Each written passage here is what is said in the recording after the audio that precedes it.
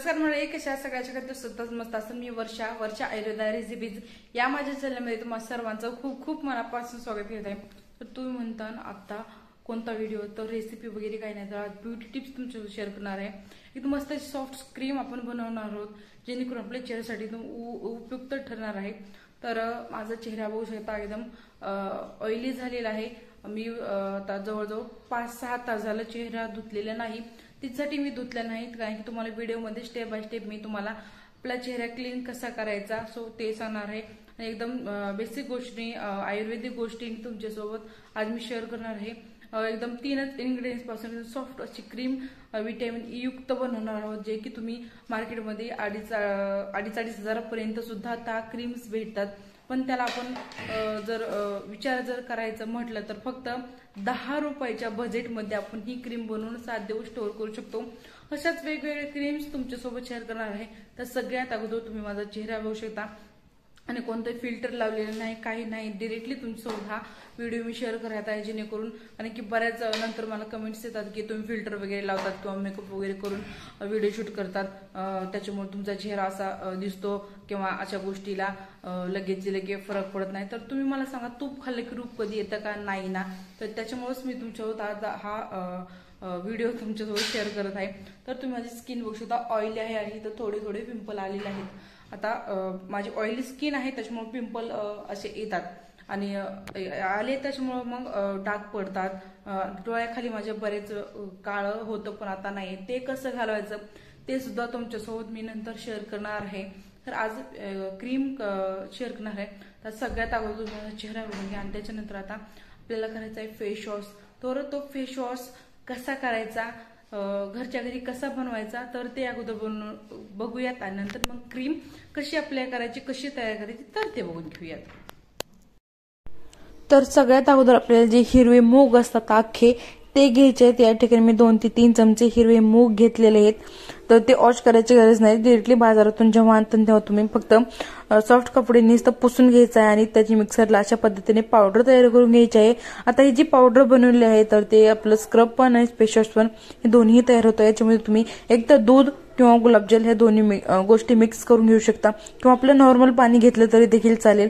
आणि अशा पद्धतीने स्क्रब करून घ्यायचं आहे तुमच्या चेहऱ्यासाठी. तुमच्या चेहरा एकदम मऊ सॉफ्ट होतो.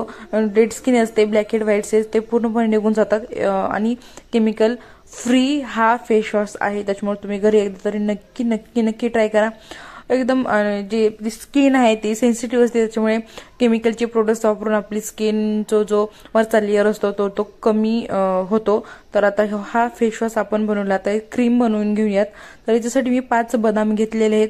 तर ते सकाळी भिजू घालायचे आहेत, संध्याकाळी तुम्ही बघू शकता ते मस्तपैकी फुगतात.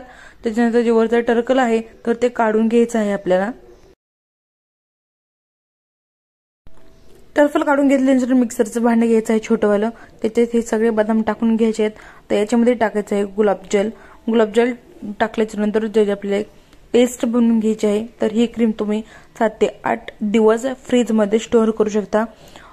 सगळ्यांना घरातल्यांना यूज करू शकता, किंवा तुम्हाला करायचं असेल तर तुम्ही एकटे सुद्धा करू शकता.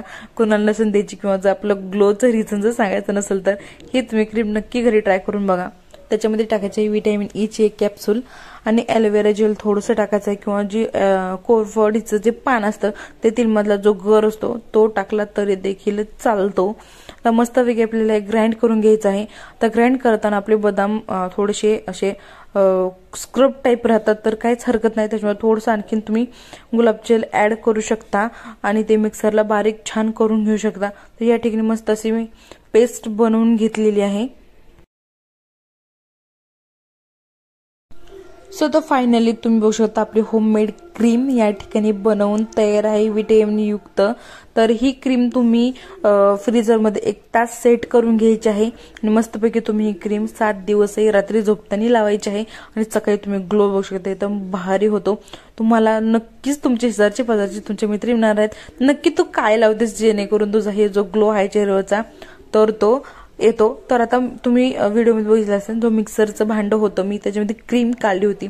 सो त्याच्यामध्ये थोडंसं मी पाणी टाकलं आणि जो आपण मुगाचा फेस वॉश बनवला होता तो त्याच्यामध्ये मी ते पाणी टाकून थोडंसं आता स्क्रब करून घेतलेलं आहे. आणि आता स्क्रब केल्याच्या नंतर ही जी क्रीम आपण बनवलेली आहे तर ती क्रीम मी अप्लाय करत आहे माझ्या तोंडावरती.